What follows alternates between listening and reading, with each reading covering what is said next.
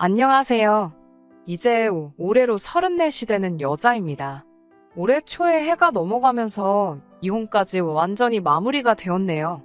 3년간의 결혼 생활 중 남편과는 그렇다 할 큰 문제가 없었습니다. 주제 파악도 못하는 자기애가 강한 시집도 못 간 신우 때문에 이혼하게 되었지요.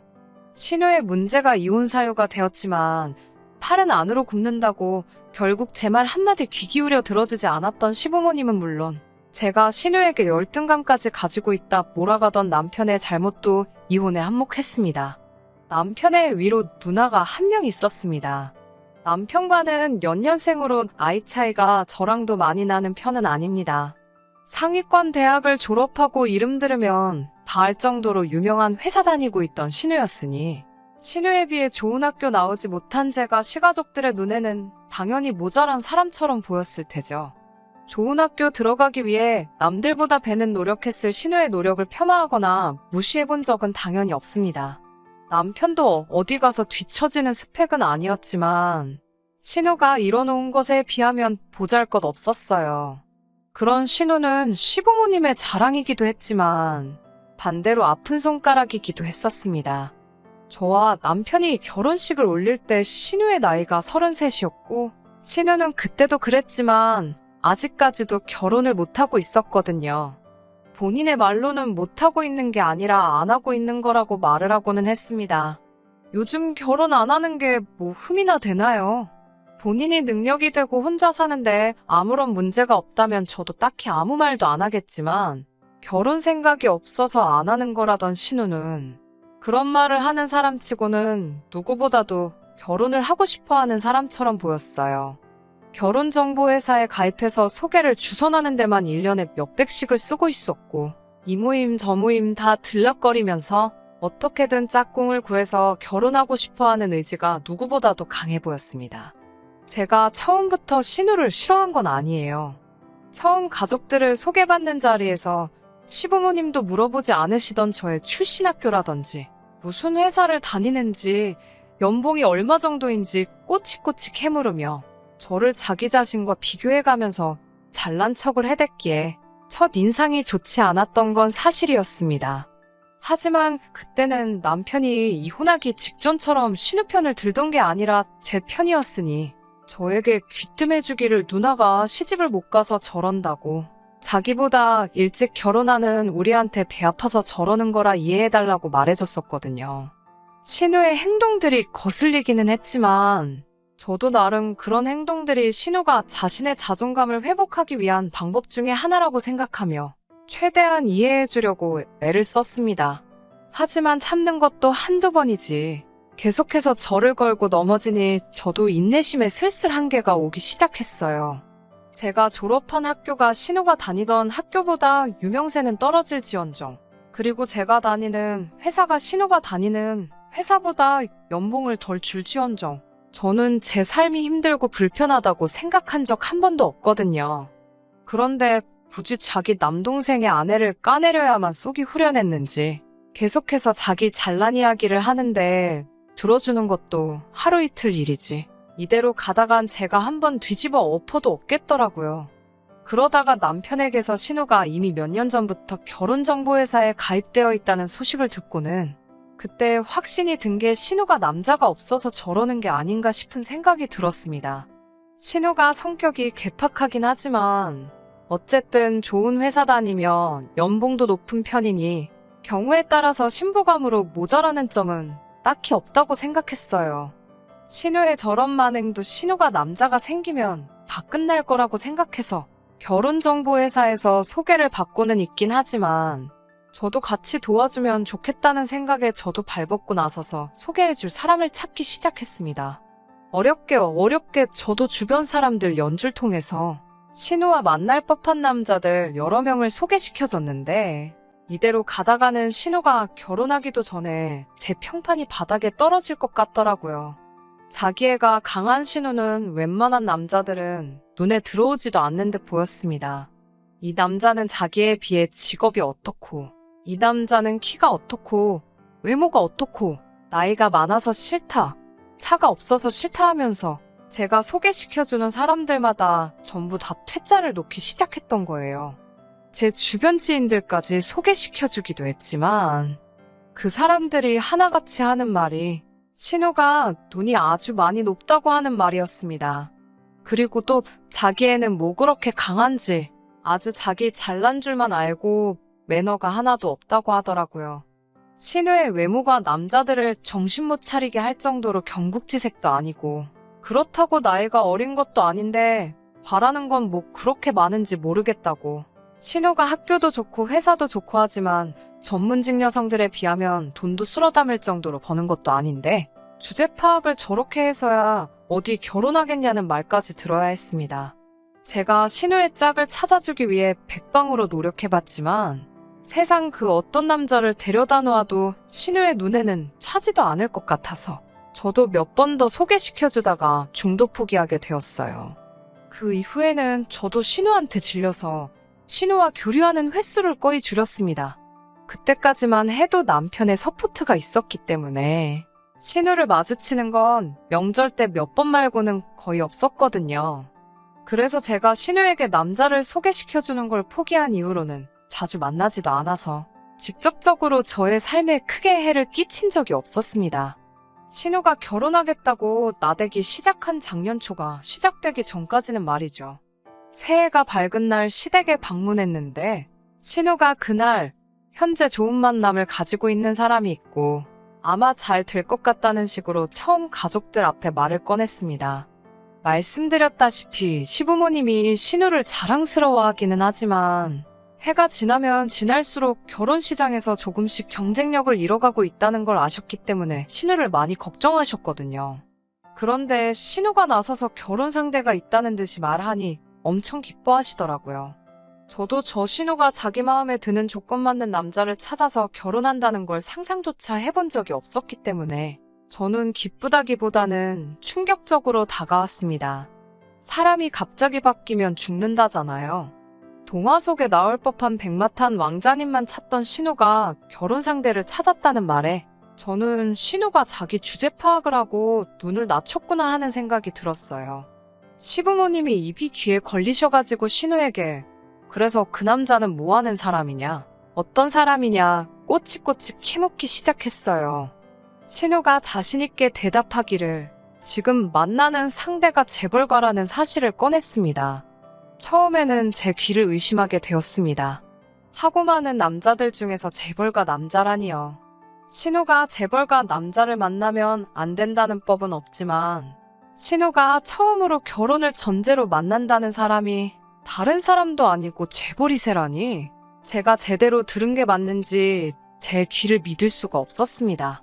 재벌가이세가 하고 많은 예쁘고 젊은 여자 냅두고 뭐하러 신우를 왜 만나느냐 직설적으로 따져 물을 수가 없으니 그저 의심하는 것 외에는 제가 할 수 있는 일이 없었죠. 다행히 제가 궁금했던 걸 시부모님이 신우에게 물어보셔서 궁금증을 해결할 수 있었어요. 신우가 자기 남자친구에 대해 자랑처럼 이 사실 저 사실을 늘어놓더라고요. 시부모님도 신이 나서 이것저것 질문하시고 그러다가 시부모님께서 신우에게 어쩌다가 이런 훌륭한 남자친구를 만나게 되었냐는 질문에 신우가 아직은 한 번도 만난 적이 없고 채팅으로 알게 되었다는 말을 모두 앞에 해왔습니다. 그 말에 여태까지 잔뜩 들떠 계시던 시부모님도 실망한 표정이 역력했고 저 또한 제가 가진 의문에 답을 찾았다는 생각에 더 이상 궁금하지조차 않았어요. 시부모님도 신우 기분을 살피며 최대한 실망한 티를 내지 않으려고 하셨으나 신우도 아주 바보는 아니었는지 갑자기 차가워진 분위기 때문에 채팅으로 만나기는 했지만 재벌가 사람임은 사실이라며 어떻게든 다시 자기 이야기로 대화의 주제를 돌리고 싶어 하더라고요. 난처해하시는 시부모님을 보다 못한 제가 한마디 했습니다. 세상에 채팅으로 결혼 상대를 구하는 재벌가가 세상 천하에 어디 있겠냐고요. 요즘 꽃뱀 말들이 많은데 형님 혹시 방울뱀한테 물린 것 아니냐고 혹시 모르니 조심하라고요. 저는 사실 저 말이 신우를 웃음거리로 만들려고 한 게 아닌데 신우는 제 말에 얼굴이 새빨개지고 남편은 옆에서 배꼽을 쥐고 웃더라고요. 방울뱀이 뭐냐고 하면서 웃기 시작하니까 시부모님도 터져나오는 웃음을 참지 못하셨는지 결국 따라 웃게 되었어요. 신우가 그때 마음이 많이 상해 보였는데 여태껏 저를 괴롭혔던 걸 한 방 먹여주는 기분이라 미안하기도 했지만 속이 참 시원했습니다. 하지만 신우는 끝까지 자기와 연락을 나누고 있는 상대방이 재벌이세라는 사실을 굳게 믿고 있더라고요. 나한테 거짓말 할 사람이 아니다. 너가 이 사람을 알기나 하냐면서 방방 뛰는데 그래서 저도 신우에게 하나의 가능성을 이야기한 것뿐이니 조심했으면 좋겠다는 취지에서 말한 거지 웃음거리로 만들려던 생각은 없었다고 다시 한번 원래 말한 목적을 설명해줬어요. 그때까지만 해도 저도 남편도 시부모님도 신우가 만나는 남자에 대해서 크게 믿고 있는 눈치가 아니었습니다. 재벌가라는 그 남자가 직접 집에 찾아오기 전까지는 말이죠. 시간은 그날로부터 조금 지나서 설 연휴가 되었습니다. 연휴 시작 날과 설날 당일을 시댁에서 보내고 남은 연휴 기간을 친정에서 보낼 계획이었습니다. 시댁에서 설을 보내고 친정으로 향한 당일날 신우에게서 연락을 받게 되었습니다. 당장 시댁으로 다시 올라오라고요. 힘들게 고생해가며 친정에 도착한 지 얼마나 되었다고 다짜고짜 올라오라는 말에 왜 저희가 다시 올라가야 하냐고 따지니 제가 방울뱀 들먹이며 뭐라 했던 이야기를 들먹이면서 자기 남자친구가 얼마나 바쁜 사람인 줄 아냐고. 그런데도 너 같은 의심병 환자들 때문에 연휴에 힘들게 시간 내가지고 지금 시댁에 방문하기로 했으니 너네도 와서 얼굴 한번 보고 겸사겸사 그날 일을 자기한테 사과도 하라 뭐 이런 전화였습니다. 솔직히 저도 오랜만에 내려온 친정이었던지라 가고 싶은 마음은 눈곱만치도 없었는데 신우가 저렇게 당당하게 나오는데 괜히 참석 안 해봐야 나중에 말만 더 나오고 신우만 기고만장하게 만드는 게 아닌가 싶어서 아쉽지만 친정부모님께는 따로 상황을 설명하고 시댁으로 다시 향했습니다. 가는 도중에 목적지가 변경이 되어서 시댁이 아니라 서울 한복판에 있는 5성급 호텔로 향했어요. 연락을 받고 간 곳은 그 호텔 안에서도 예약하기가 그렇게 힘이 든다는 레스토랑이었습니다. 한 사람 앞에 식사 가격도 가격이지만 명절 연휴에 어떻게 예약을 해낸 건지가 더 궁금해지더라고요. 갔더니 시부모님과 신우, 그리고 신우의 남자친구는 이미 자리에 앉아 있었고 당시에 방역수칙 때문에 저와 남편은 조금 떨어진 곳에 따로 자리를 하게 되었습니다. 잠깐 신우와 신우 남자친구가 와서 인사를 하는데 신우 남자친구는 인물도 훤칠하고 매너도 엄청 좋았습니다. 나이는 남편과 비슷해 보였는데 솔직한 마음은 재벌가라는 사실을 빼고 보더라도 저 정도 남자가 뭐하러 신우 같은 사람을 만나느냐 하는 느낌이 컸어요. 식사하면서 멀리서 신우네를 바라보는데 둘이 나란히 앉아있는데 그 기가 센 신우가 냅킨으로 남자친구 입 주변도 닦아주고 쩔쩔매는 꼬라지를 보니까 웃기지도 않더라고요. 세상에 저렇게 안 어울리는 한 쌍이 있나 싶었습니다. 그러니 저는 솔직히 의심이 점점 확신으로 바뀌기 시작하고 있었는데 시부모님이나 남편은 저와는 다른 생각이더라고요. 남편도 밥 먹는 내내 또 우리 누나한테 꼭 사과해야겠다 하면서 제가 새해 첫날에 신우 남자친구를 부정하면서 의심했던 걸 가지고 한마디 하더라고요. 시부모님도 그 이후부터는 우리 예비사위가 하면서 이미 두 사람이 결혼을 할 것이라고 확신을 갖고 계신 눈치였어요. 식사가 끝나고 시부모님은 택시를 잡아서 집으로 보내드리고 젊은 사람들끼리 뭉치자고 하면서 어디로 향하더라고요. 도착한 곳에서 메뉴판을 보니 술 한 잔에 무슨 몇만 원씩 하는 비싼 고급 술집이었습니다. 자주 오는 곳인지 신우 남자친구를 향해 직원들이 반갑게 인사도 해주더라고요. 남편은 이미 자기한테 재벌가 매형이 생긴다고 신이 난 분위기였습니다. 술자리가 끝나고 나서는 저희가 택시를 잡고 집에 돌아가려는데 굳이 저희를 불러세워서는 자기는 대리기사를 불렀다고 기다려달라는 겁니다. 그러고선 자기 자동차를 보여주는데 자동차를 보여줄 때는 신우보다 오히려 제 남편이 더 좋아하더라고요. 그도 그럴 게 남편이 언젠가는 꼭 타보고 싶다던 차값만 해도 몇 억에 달하는 외제차였거든요. 집에 돌아가는 택시 안에서 남편은 누나가 또 저런 능력이 있는 줄은 몰랐다면서 감탄사를 연발했어요. 누나가 인기가 없던 게 아니고 재벌집 같은 데서는 먹여주는 스타일이라서 평범한 남자들은 누나의 아우라에 밀렸던 거 아니겠냐고 하는데 참 어이가 없었습니다. 신우가 처음 남자가 있다고 했던 날에 저는 도무지 믿을 수 없었지만 실제로 제 눈으로 똑똑히 봤으니 아무 말도 할 수가 없었습니다. 하지만 저는 아무리 생각해도 아니라는 생각이 들었어요. 아무리 사랑이 모든 걸 초월한다고 하지만 신우와 그 남자를 나란히 두고 보면 여태까지의 저의 가치관이나 세상이 무너질 정도로 안 어울리는 한 쌍이었으니까요. 안 어울리는 정도가 아니라 아침 드라마였다면 이런 말도 안 되는 커플이 어디 있냐고 어디 욕 한 바지 먹을 정도가 아닌가 하는 생각이 들 정도였습니다. 아무튼 신우의 남자친구를 처음 소개받은 이후로는 신우의 남자친구와 저희 부부에서 자주 시간을 보내게 되었습니다. 신우의 남자친구는 자기가 재벌가라고만 소개했지 어느 재벌이라는 걸 밝히지 않았어요. 신우도 정확히는 모르는 것 같더라고요. 아무리 비싼 술을 마시고 비싼 레스토랑에서 식사를 하고 값비싼 외제차를 끈다고 해도 굳이 그 사실을 숨겨야 할 이유는 따로 없다는 생각이었어요. 제가 끈덕지게 물어보니 신우 남자친구가 자기가 말 못할 사정이 있다며 이유를 구구절절히 설명해 주더라고요. 자신이 재벌가 출신은 맞지만 서자 출신이라서 세상에 알릴 수가 없다고요. 자신의 존재가 세상에 알려지면 아버지가 여태껏 일궈놓은 기업의 근간이 뿌리채 흔들릴 수도 있으니 조심하고 싶다고 합니다. 첩 출신인 어머니한테 누를 끼치고 싶지 않다고 하기도 하고요. 그나마 다행인 건 아버지의 친자식들이 다 흐리멍텅해서 나중에는 자기가 승계순위에 들어갈 수 있을 거라고. 자기 집안이 정 궁금하면 모자란 자식들을 데리고 있는 재벌 집안을 검색해보라고 말하더라고요. 신우도 이 말은 처음 들었나 봐요. 그 말을 듣고 그동안 얼마나 힘들었겠냐며 눈물까지 보이더라고요. 신우가 언제부터 저렇게 공감 능력이 좋았는지 참 어이가 없었는데 돈은 많아 보이지만 저렇게 숨기는 게 많은 것이 저는 솔직히 신뢰하지 못할 사람이라는 생각이 들었어요. 아무튼 그렇게 자주 같이 시간을 보내다가 신우 남자친구의 아버지가 급한 회사 인수합병 문제 때문에 자기가 한동안 해외에 나가 있어야 할 것 같다는 소식을 전해왔습니다.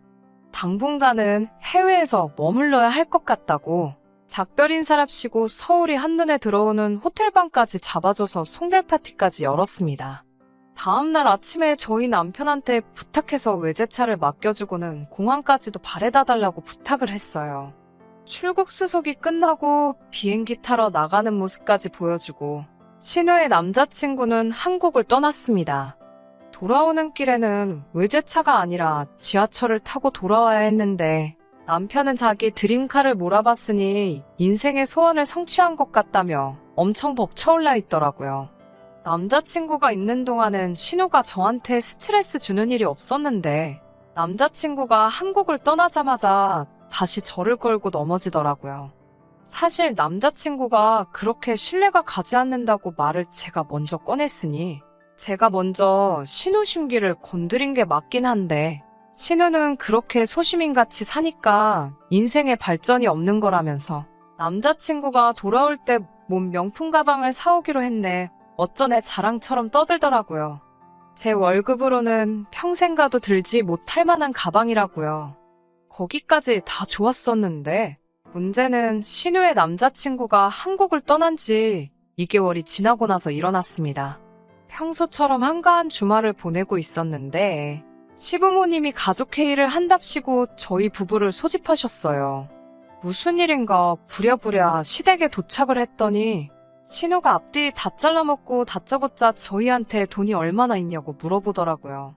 갑자기 돈 이야기를 꺼내니 조금 조심스러울 수밖에 없었는데 남편이 적금 깨면 4천만 원 정도 있다고 곧바로 저희 재정 상태를 오픈하더라고요. 시어머니가 그걸로는 택도 없겠다고 말하면서 저희가 지금 살고 있는 집이 얼마인지까지 물어보시는데 그때부터 뭔가 예감이 안 좋기 시작했습니다. 남편은 그게 뭐 숨길 일이냐면서 현재 저희 집이 시세가 얼마고 얼마 정도 한다고 전부 다 말했어요. 아니나 다를까 안 좋았던 촉이 그대로 들어맞았습니다. 신우는 그러면 저희 적금을 깨고 집을 담보로 3억을 대출받아오면 되겠다고 하더라고요. 그래서 제가 중간에 말을 끊었습니다. 무슨 일인지 말도 안 해주고 다짜고짜 3억을 대출받아오라는 게 무슨 소리냐고 물었어요. 신우가 잔뜩 짜증이 난 표정으로 저한테 설명을 해주더라고요. 남자친구가 곧 있으면 한국에 들어오게 되어 있는데 몸이 안 좋아서 검사를 받았더니 양성이 떠서 지금 그쪽에서 발이 묶여버린 상황이라고요. 그거랑 대출이랑 뭐가 연관이 있냐고 물었더니 저보고 아직 말도 안 끝났는데 중간에 자꾸 잘라먹지 말라면서 성질을 부리면서 회사 인수합병 때문에 자금이 필요한데 자가격리를 하게 되면서 큰 거래가 날아가게 생긴 상황이라며 신우에게 혹시 그 돈을 자기 대신 구해서 입금을 해줄 수 있냐고 부탁을 해왔다는 겁니다. 그 금액이 자그만치 10억이었고 신우가 여태껏 모은 돈과 대출을 받아도 택도 없으니 시부모님 노후자금을 합치고 저희 집을 담보로 대출까지 받아 필요하다는 그 액수를 어떻게 마련하려고 하는 거였어요. 그때서야 제가 여태껏 신우 남자친구에게서 느꼈던 사짜 냄새가 확신으로 바뀌더라고요. 지금 다들 제정신들이냐고. 신우가 남자친구랑 혼인신고를 올린 것도 아닌데 그렇게 큰 돈을 어떻게 왔다 갔다 할 생각을 하냐며 정신들 차리라고. 그 사람은 분명히 사기꾼일 거라고 말을 했어요. 그러니 신우가 성질을 내면서 네가 내 남자친구에 대해서 뭘 알고 떠드냐면서 입에 거품을 물고 저에게 안 좋은 말을 퍼붓더라고요. 이미 자기는 남자친구에게 1억에 가까운 돈을 빌려준 적이 있다고. 그리고 갚기로 한 날에 이자까지 쳐서 갚아준 사람이라 신용은 확실하다며 자기 남자친구 아니라고 말 함부로 하지 말라고 하더라고요. 이번에도 인수합병이 성공적으로 마무리되면 우리 쪽에서 빌려준 10억을 20억으로 갚아준다고 했고 그리고 자기와 결혼까지 하기로 약속했다고 하더라고요. 결코 저희도 손해보는 장사가 아니니까 잔말 말고 하라는 대로 하라면서요. 제가 미쳤다고 했어요. 무슨 회사 인수합병을 10억으로 하냐고. 동네에서 장사 잘 되는 족발집도 권리금 생각하면 그 돈 주고 못 살 거라고. 어디 서울의 비싼 아파트 한 채 값도 안 되는 돈으로 회사를 인수합병을 하면 강남 사는 사람들은 회사를 12개씩은 가지고 있겠다고. 그렇게는 안 된다고 했습니다. 신우는 네가 재벌들이 하는 일에 대해서 아는 게 있기나 하냐면서 그러니까 결혼 생활 3년 동안 고작 3천만 원밖에 못 모은 거라며 저를 무시하더라고요. 저를 무시하든 말든 그걸로 손해를 보든 말든 저는 그런 검증되지도 않은 위험한 일에 내 집까지 담보로 만들어가며 돈 마련할 생각 없다고. 미안하지만 그 10억을 20억 만들어서 그 돈으로 감자를 삶아먹던 쪄먹던 알아서 하라고. 저희는 빠지겠다고 한마디 했습니다. 제가 한 말이 틀린 점이 하나도 없고 수상한 구석 투성이인데도 남편은 저보다 자기 누나 편을 들더군요. 신뢰관계라면 이미 그동안 많이 쌓지 않았냐고. 자기가 볼 때는 누나의 남자친구가 믿을 만한 사람인 것 같다고요. 어이가 없어서 그게 어딜 봐서 믿을 만한 사람이냐고 따지니 공항 갈 때도 그 비싼 차를 자기에게 맡겨주지 않았냐는 겁니다. 그리고 그동안 신우 남자친구가 한국에 있을 때 우리한테 사준 밥이며 술이며 마지막 날 송별회를 했던 호텔방까지 그런 것만 대충 계산해도 몇 천만 원 돈은 할 텐데 그런 사람이 고작 10억대 먹자고 버리는 일이 아닐 거라고. 아주 이야기를 듣고 있으니 이 자리에서 신우보다 더 신우 남자친구를 믿고 있는 것처럼 보이더라고요. 그래서 알고 없다고 할 거면 마음대로 하라고 대신에 저는 빼달라고 했어요. 제가 강경하게 나가니 남편이 알았다고 대답하길래 저는 남편이 생각을 고쳐먹고 제 뜻을 따르기로 한 줄 알았죠. 그런데 어이없게도 남편은 저에게 이혼 이야기를 꺼내더군요. 재산을 정확히 반으로 분할해 줄 테니 이혼하자고요. 10억이 20억이 되는 장사인데 계산이 안 되느냐며 우리 3년간 모은 게 3천이라고. 이대로라면 3억을 모으기 위해서는 30년의 세월이 걸리지 않겠냐며 이런 일확천금의 기회를 자기는 놓칠 수 없다고 하더라고요. 사기꾼이면 어쩔 거냐고 물으니 저한테 오히려 사기꾼이 아니면 어쩔 거냐고. 네가 어디 가서 그 3억을 벌어오기라도 할 거냐면서 어깃장을 부리는데 이제는 답도 없다고 생각했어요. 그래서 이혼하자고 했습니다. 남편은 집을 담보로 대출을 받아 저에게 재산 분할을 해주고 말 그대로 연끌을 해서 끝내 그 금액을 맞추더라고요. 모자란 돈은 친한 친구에게서까지 빌렸나 봅니다. 합의 이혼이라 이혼까지 가는데 그렇게 긴 시간이 걸리지 않았는데도 숙려 기간 동안 저한테 와서는 너는 내가 부자 되면 다시 받아달라는 말도 꺼내지 말라고 아주 까불거리면서 제 속을 뒤집어 놓더라고요. 그리고는 얼마 뒤에 신우 남자친구랑 같이 술 마시는 사진까지 보내주면서 사기꾼이 돈 떼먹고 도망갈 거면 지금 나랑 술을 마시고 있겠냐고 하면서 평생 그렇게 월급쟁이 생활만 하면서 살라고 하더군요.